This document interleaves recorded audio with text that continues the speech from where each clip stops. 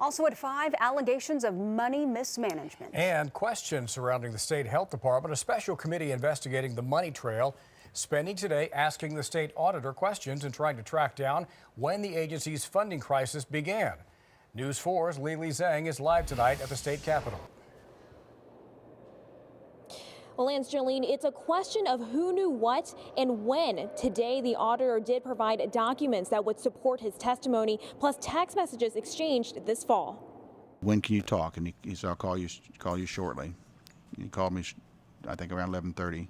That's Oklahoma State Auditor Gary Jones reading text messages between himself and Acting Health Department Commissioner Preston Dorflinger over financial concerns. That thread was exchanged in September. I don't know what else I could have done, at this point in time.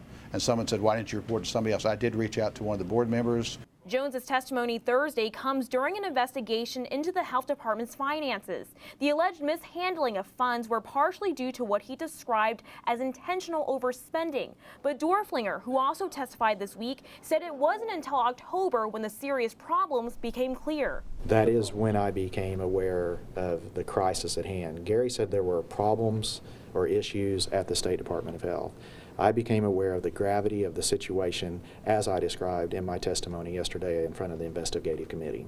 The chairman of that committee, Representative Josh Cockcroft, alleged Thursday's hearing may indicate the executive branch knew of the issues before they claimed. When we look at the timeline, it plays directly into special session the first time around, and we're concerned that, as we ask questions of who knew what, when, that had a direct correlation on the discussions that we were having.